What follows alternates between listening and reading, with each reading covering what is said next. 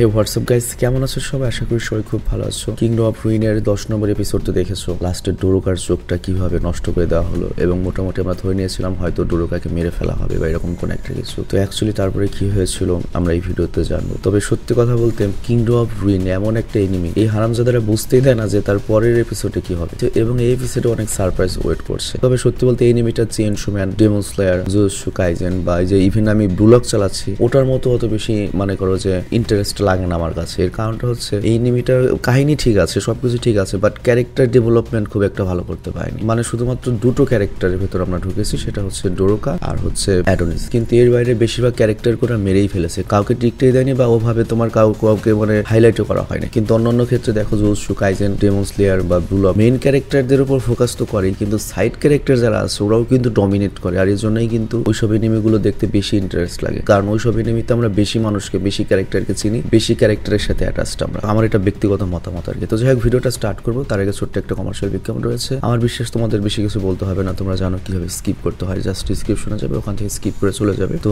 বিজ্ঞাপনটা আমি প্লে করে দিচ্ছি। হ্যালো বন্ধুরা, আজ আমরা তোমাদের এমন একটা অ্যাপের সম্পর্কে বলতে চাই যে অ্যাপটির অফিসিয়াল পার্টনার হচ্ছে পিএসজি। আর এখানে অনেকগুলো ম্যাচ খেলে ল্যাপটপ, আইফোন, স্মার্ট ওয়াচ এবং আরো অনেক ক্যাশ প্রাইজ জেতার সুযোগ রয়েছে। আর এই অ্যাপটাতে তুমি সকল ধরনের লাইভ ম্যাচের রেজাল্ট দেখতে পারবে এবং সেই ম্যাচের স্কোর অনুমান করে গেমও খেলতে পারবে, যেমন কোন টিম জিতবে, কোন টিম কত রান করবে, কে সর্বোচ্চ স্কোর করবে। এছাড়া বিভিন্ন ধরনের গেম রয়েছে, সেগুলো খেলেও ইনকাম করতে পারো। আর রেজিস্টার করার সময় আমাদের যে প্রোমো কোডটা রয়েছে স্যাভেজ 100, এটা ব্যবহার করলে প্রথম ডিপোজিটে 26,000 টাকা পর্যন্ত বোনাস পেতে পারো। আর এই টাকা তুমি খুব সহজে বিকাশ, ব্যাংক এবং অন্যান্য সহজ পদ্ধতির মাধ্যমে উঠাতে পারো। তো আর দেরি কিসের, ডিসক্রিপশনে প্রোমো কোড এবং পিন কমেন্টে প্রোমো কোড সহ সাইন আপ লিংক রয়েছে, সেটা ব্যবহার করে অ্যাকাউন্ট খুলে এবং ক্যাশ প্রাইজ যেটো। আর এখানে একটা কথা মনে রেখো, আমরা যে বিজ্ঞাপনই দিই না কেন অনলাইন থেকে টাকা আয় করা এত সহজের একটা ব্যাপার নয়। তোমরা কোনোভাবে আর্থিক ক্ষতির সম্ভাবনা রয়েছে এমন কোনো ওয়েবসাইটে যাবে না। তো বিজ্ঞাপন শেষে আমরা মূল ভিডিওতে চলে আসলাম। তো যাই হোক, এপিসোড 11 শুরুতে আমাদের দেখানো হয় যে সিরোসাগির ম্যাজিক্যাল যে হাত ছিল তা ডোরোকার চোখের ভেতরে ঢুকিয়ে দিয়েছে, আঙুল ঢুকিয়ে দিয়েছে। আর ডোরোকা ব্যথায় চিৎকার করে ওঠে, ওর চোখ দিয়ে রক্ত বের হতে থাকে। চিন্তা করো, আমি এক্সপ্লেন করছি তাই আমার গা শিউরে উঠছে। অ্যাকচুয়াল এনিমি তুমি যখন দেখবে তখন কি বলবো, কেমন লাগবে বুঝতেই পারছো। আর অন্যদিকে আমরা দেখি অ্যাডোনিসকেও সিরোগাছের ম্যাজিক্যাল হাত মাটির সাথে চেপে ধরেছিল এবং এখানে অ্যাডোনিস কিছুই করতে পারছিল না, ঠিক মতো নড়াচড়া করতে পারছিল না। আর এই দৃশ্য দেখার পরে অ্যাডোনিসের সেই সময়ের কথা মনে পড়ে যখন ক্লোইকে ঠিক আজ থেকে 10 বছর আগে অ্যাডোনিসের চোখের সামনে মারা হয়েছিল, কিন্তু ও কিছুই করতে পারেনি। ওই কথা মনে করে ও অনেক জোরে চেঁচায় এবং বলে সব বন্ধ করো। আর তখনই অ্যাডোনিসের ভেতরে একটা আলাদা শক্তি চলে আসে, ও কোনোভাবে নিজেকে ছাড়েন এবং দৌড়ে যায় ডোরোকাকে বাঁচানোর জন্য। বাট ততক্ষণ অনেক দেরি হয়ে গিয়েছে। ওই হাতগুলো ডোরোকার চোখ মানে করো যে খুদে ডোরোকার আইবল বের করে নিয়ে এসেছে এবং ডোরোকাকে ছেড়ে দিয়েছে উপর থেকে। তবে তারপরে অ্যাডোনিস দৌড়ে যায় ডোরোকার কাছে আর ডোরোকা বলে অ্যাডোনিস আমি কিছুই দেখতে পাচ্ছি না। তো এখানে অ্যাডোনিস একবারে তোমার মনে করো ফ্রিজ হয়ে যায়, স্তব্ধ হয়ে যায়। আর ডোরোকার চোখ দিয়ে লাগাতার রক্ত বের হচ্ছিল। অ্যাডোনিসকে যে কোনো ভাবে রক্ত থামাতে হবে, তা না হলে ডোরোকাকে বাঁচানো যাবে না। তবে তারপরেও ডোরোকা তখন নিজের চিন্তা না করে অ্যাডোনিসকে বলে তুমি এখান থেকে পালিয়ে যাও, তুমি এখান থেকে প্লিজ পালিয়ে যাও। আর অন্যদিকে দেখানো হয় সিরোগাছি পেছনে দাঁড়িয়ে হাসছে এবং ওর হাতে ডোরোকার দুটো আইবল এবং অনেক হাসছে এবং বলে অ্যাডোনিস এখন তুমি কি করবে? অ্যাডোনিস বলে তুমি ওই চোখগুলো ফেরত দাও, ডোরোকাকে ঠিক করে দাও। আর তখন সিরোগাছি আরো বেশি হাসতে থাকে এবং ওই আইবল দুটো চাপ দিয়ে ফাটিয়ে নষ্ট করে দেয়। তো এটা দেখে অ্যাডোনিস খেপে যায় এবং মারতে যায় হচ্ছে সিরোগাছিকে, কিন্তু সিরোগাছি উল্টোকে এত জোরে লাথি মারে যে অ্যাডোনিসের কলমটা অনেক দূরে গিয়ে পড়ে। আর এরপর সিরোগাছি যখন আবার লাথি মারতে যায় তখন অ্যাডোনিস পা ধরে ফেলে এবং ওকে একটা দেয়ালের দিকে ছুড়ে দেয় আর দৌড়ে আসে ডোরোকার কাছে। আর অন্যদিকে আমাদের দেখানো হয় সিরোগাছি আবারও উঠে দাঁড়িয়ে গিয়েছে এবং সে তার ওই ম্যাজিক্যাল হাত দিয়ে অ্যাডোনিসের উপর হামলা করে। কিন্তু অ্যাডোনিস তখন যেটা করে, ওর কলমের যে রিভার্স টেকনিক রয়েছে সেই রিভার্স ম্যাজিক করে এবং সিরোগাছির হাতকে উল্টো সিরোগাছির উপরে অ্যাটাক করিয়ে দেয়। কিন্তু সিরোগাছি তখন নিজের অন্য হাতের সাহায্যে অনেক উপরে চলে যায় এবং নিচে যে হাতগুলো ওর আউট অফ কন্ট্রোলে চলে গিয়েছে সেগুলো বিস্ফোরণ ঘটিয়ে দেয়। আর তারপর চারদিকে আমরা ধোঁয়া দেখতে পাই, কিন্তু ধোঁয়া সরতেই সিরোগাছি দেখে যে অ্যাডোনিস কোথাও নেই। আর আমরা দেখতে পাই যে অ্যাডোনিস মূলত ডোরোকাকে নিয়ে একটা সেফ জায়গায় গিয়েছে, আই মিন হাইডে গিয়েছে। কিন্তু তখনও ডোরোকার চোখ দিয়ে অনেক ব্লিডিং হচ্ছিল, এটা বন্ধ করতেই হবে। তো এখানে অ্যাডোনিস খুব ডেঞ্জারাস একটা কাজ করে, সেটা হচ্ছে সিরোগাছির যে হাতের আগুন ছিল, আই মিন ওর যে হাতগুলো ওগুলোর পেছনে তো রকেট ইঞ্জিনের মতো ছিল, ওইটা দিয়ে ডোরোকার চোখ পুড়িয়ে দেয় এবং চোখ মনে করে যে আটকে দেয়। তো এখানে ডোরোকার মারাত্মক যন্ত্রণা হয়, তবে তারপর ওর চোখের ব্লিডিং বন্ধ হয়ে যায়। আর তারপর ডোরোকা বলে এসব কি হচ্ছে অ্যাডোনিস, আমি তো একটা সাধারণ জীবন চেয়েছিলাম, আমি তোমার সাথে স্কুলে যেতে চেয়েছিলাম। তো এইসব কথা শুনে অ্যাডোনিস অনেক ইমোশনাল হয়ে যায় আর ওর ক্লোইর কথা মনে পড়ে, ক্লোইও ঠিক এরকমই বলতো। তো অ্যাডোনিস আর সহ্য করতে পারছিল না, ও যে কোনো ভাবে এটার বদলা নিতে চাইছিল।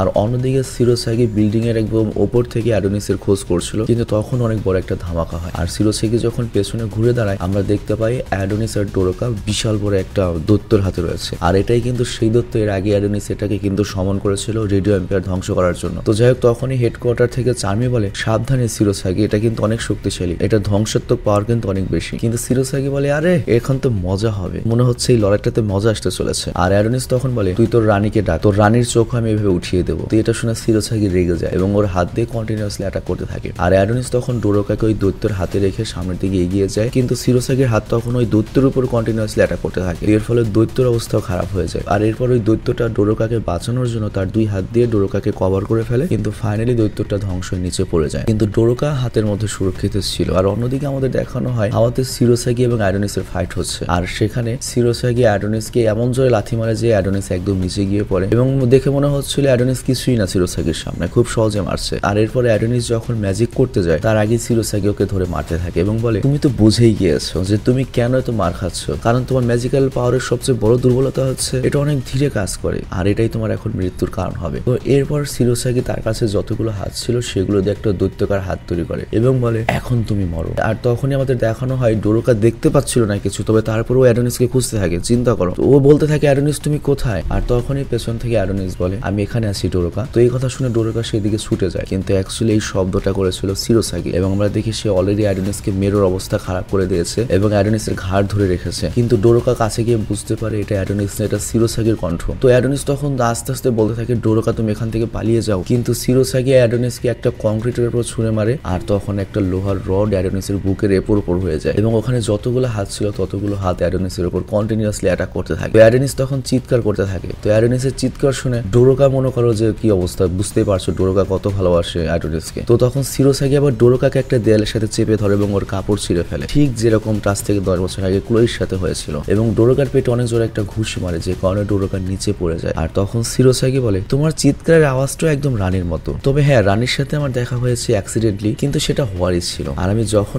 রানীকে দেখেছি তখন থেকে তার প্রেমে পড়ে গিয়েছি, আর আমি রানীর হ্যাপিনেসের জন্য যে কোনো কিছু করব। তবে হ্যাঁ ডোরোকা তোমার মরার সময় হয়ে গিয়েছে, কারণ আমার রানীর আর তোমার একই রকম পাওয়ার, আর একই পাওয়ারের দুটো উইস এই পৃথিবীতে থাকতে পারে না। আর তাছাড়া এমনিতে এই মাল্টিভার্সের ব্যাপারটা আমার কাছে জোকস মনে হয়। তবে হ্যাঁ তার আগে আমি অ্যাডোনিসকে মারতে চাই। আর এরপর সিরোসাকি অ্যাডোনিসের দিকে এগোতে থাকে, কিন্তু ডোরোকা তার পা ধরে ফেলে এবং বলে দেখো মানুষের শত্রু উইস, তাই না? অ্যাডোনিস তো মানুষ, তুমি প্লিজ অ্যাডোনিসকে মেরো না। হ্যাঁ আমি জানি অনেক কিছুই করেছে, কিন্তু এর পেছনে আলাদা কারণ ছিল। প্লিজ অ্যাডোনিসকে মেরো না, এর চেয়ে ভালো হয় তুমি আমাকে মেরে ফেলো, আর এই সময় আমাকে মারলে তোমার সবচেয়ে ভালো প্রতিশোধ হবে। আর তখনই আমাদের দেখানো হয় সিরোসাকি ডোরোকার মাথা অনেক জোরে একটা লাথি মারে, আর ডোরোকার মুখ একবার মাটিতে লেগে যায় এবং থেততে যায়। আর সিরোসাকি বলে তুমি এগুলো কি বলছো, আমার অ্যাডোনিসের মাথায় লাগবে। তো এই কথা শুনে এবার ডোরোকা রেগে যায়, কিন্তু অ্যাডোনিস যখন বলে ডোরোকা তুমি দয়া করে আমাকে শেষ সাহায্যটা করো, তুমি এবার আমার উপরে তোমার লাভ ম্যাজিক ইউজ করো যাতে তুমি আমার বডি ইচ্ছা মতো নাড়াতে পারো, আমার একদম কোনো অসুবিধা নেই যদি আমি তোমার পুতুল হয়ে যাই। ডোরোকা দয়া করে লাস্ট বারের মতো আমার উপরে এই উপকারটা করো, আমার উপর ম্যাজিক করো। তো এটা শুনে সিরোসাকি আবারও রেগে ডোরোকার মুখে লাথি মারে এবং বলে তোমাদের এই প্রেম পীড়িত নাটক আমার একদম পছন্দ হচ্ছে না। তো ডোরোকা তখন দূরে গিয়ে পড়ে আর তখনও অ্যাডোনিসকে খুঁজতে থাকে। আর তারপরও ডোরোকা বলে ঠিক আছে আমি আমার ফাইনাল ম্যাজিক ব্যবহার করছি। আর এরপরও ক্লোইর কাছে ক্ষমা চায়, কারণ বুঝতেই পারছো ক্লোই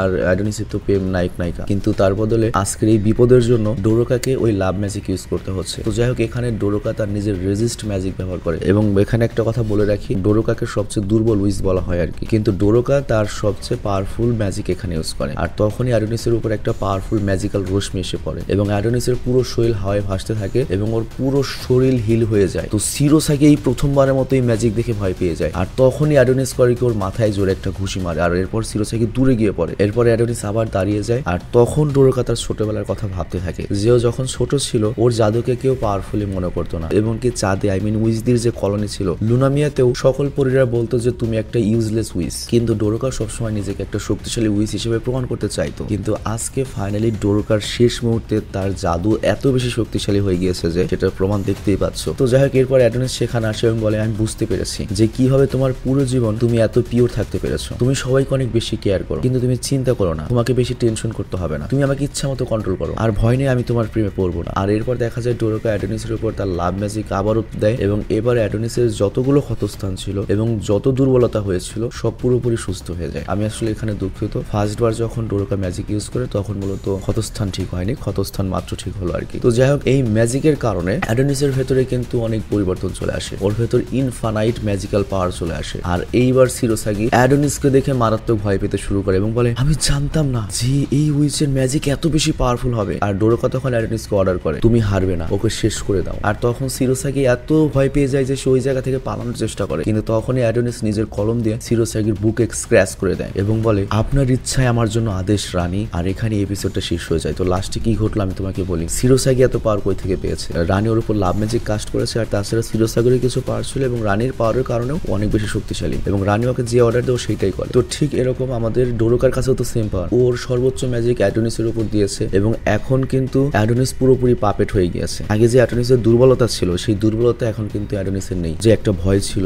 বা একটা মনে করো যে কি বলবো টেনশন ছিল, এগুলো নেই। মনে করো এখন রবটের মতো হয়ে গিয়েছে। তো এই জন্য লাস্টের কথাটা ছিল এটা যে আপনার ইচ্ছায় আমার জন্য আদেশ আমার রানী। তো যাই হোক বুঝতেই পারছো কিংডম অফ রুইন ইন্টারেস্টিং হতে চলেছে এবং পরের পর্ব আরো ইন্টারেস্টিং হবে এবং আমি ওই সময়ের জন্য ওয়েট করছি যখন ডোরোকার রানী দুই লাভ উইস মুখোমুখি হবে এবং এটার ফিনিশিংটা কি হবে সেটা হয়তো আমাদের কখনোই দেখা হবে না। এর কারণটা হচ্ছে আমাদের দায়িত্ব হচ্ছে জাস্ট তোমাদের একটা এনিমির সাথে পরিচয় করিয়ে দেওয়া। এরপরে তোমরা যেটা করতে পারো এই এনিমির পরবর্তী যে এপিসোডগুলো আসবে, মনে করো আমি তো এটার মানগা আর এক্সপ্লেন করবো না, আমি সর্বোচ্চ এটার যে কয়টা এপিসোড আছে সেই কয়টা এপিসোড আমি এক্সপ্লেন করবো। আর একটা এপিসোডই আছে এই সিজনের। তো তোমরা যেটা করতে পারো তোমরা অনলাইন থেকে মানগা পড়তে পারো। আর একটা কথা আমি গত পর্বে বলেছিলাম যে তোমরা যত বেশি নিজেদের এন্টারটেইন করবে তোমাদের তত কেরিয়ারের সমস্যা হবে, তোমরা তত কেরিয়ারের ক্ষতি করবে। কিন্তু এই এন্টারটেইনকেও তোমরা কাজে লাগাতে পারো তোমাদের কেরিয়ারে। কিভাবে আমি বলি, তুমি যদি ইংলিশ মানগা পড়ো তাহলে অনেক অনেক ওয়ার্ড থাকবে যেগুলো তুমি জানো না, ইনস্ট্যান্টলি গুগলে তুমি ট্রান্সলেট করে সেই ওয়ার্ডগুলো তুমি জানতে পারবে এবং বিশ্বাস করে তুমি বইয়ের মুখস্থ করার চেয়ে এইভাবে তোমার মাথায় ইংরেজি তাড়াতাড়ি ঢুকবে। এবং দেখো ফেসবুক আসার পরে কিন্তু টুকটাক সবাই ইংরেজি শিখেছে, যেটা আমাদের আগের প্রজন্মের যারা ছিল তারা পারে না। এছাড়াও শুধুমাত্র ফেসবুক নয়, বিভিন্ন সোশ্যাল প্ল্যাটফর্ম প্লাস হচ্ছে তোমার আমরা ইংলিশ সিনেমা দেখি, মানে আমাদের ইংলিশ ওখান থেকে কিছু হলে ইমপ্রুভ হয়। তো তুমি যেটা করতে পারো তুমি বিভিন্ন মানগা পড়বে। মানগা পড়লে হবে কি কথার স্টাইলগুলো সম্পর্কে তুমি জানতে পারবে যে কিভাবে ইংলিশ কথাগুলো হচ্ছে, প্লাস তোমার ভোকাবুলারি অনেক স্ট্রং হবে। এবং একসময় তুমি 6 মাস যদি মানগা পড়ো তুমি দেখবে তোমার ইংলিশ অনেক কাভার হয়ে গিয়েছে এবং অবশ্যই এটা তোমার কাজে লাগবে। তবে সবচেয়ে দুঃখের ব্যাপার কি জানো, সত্যি একটা দুঃখের ব্যাপার, আমাদের দেশের এমন বালের পড়ালেখার সিস্টেম। আমাদের ছোটবেলা থেকে বিবিএ এমবিএ পর্যন্ত মোটামুটি প্রায় 18 বছর পড়ালেখা করি আমরা, কিন্তু তারপরে আমরা ইংরেজিতে ফ্লুয়েন্ট হতে পারি না কখনো। এর কারণটা হচ্ছে কি আমাদের ছোটবেলা থেকে যে ইংরেজি শেখানোর সিস্টেমটা ওই জিনিসটা আমার পছন্দ হয় না। মানে এমন এমন কঠিন কঠিন জিনিস দিয়ে ঢুকিয়ে রাখে যেগুলো কিন্তু অ্যাকচুয়ালি আমাদের ইংরেজিতে কোনো হেল্প করে না। যেমন শূন্যস্থান পূরণ যে থাকে, রিয়ারেন্স গুলো যে থাকে, মানে ইংলিশটা 1 থেকে এমন ভাবে সহজভাবে করা হতো যাতে দেখা যেত আমাদের এসএসসি কমপ্লিট করতে করতে আমরা ইংলিশে সবাই পাকা। কিন্তু ইংলিশটাকে এমন ভাবে আমাদের সামনে আনা হয় আমাদের আরো মাথা হ্যাং হয়ে যায় ইংলিশ দেখলে, মনে করো আমরা আরো বেশি দুর্বল হয়ে যাই। এত পড়ানোর দরকার কি, একটু একটু করে ইংলিশ পড়া কিন্তু অ্যাকচুয়ালি কাজে লাগুক। আমরা যদি এত বছর ইংলিশ পড়ে স্পোকেনই না শিখতে পারি তাহলে লাভ হলো কি? তো যাই হোক আমি এই কথাটা বললাম কারণ আমার নিজেরও এটা অভিযোগ যে আমি এত বছর ধরে পড়ালেখা করি অথচ আমি ইংরেজিতে ফ্লুয়েন্ট না। আমাদের ইংরেজি বইগুলোতে এমন এমন গার্বেজ ঢোকানো রয়েছে যেগুলো উল্টো আমাদের আরো প্রেশার দেয়, আমাদের উল্টো পড়ালেখার প্রতি মনে করো যে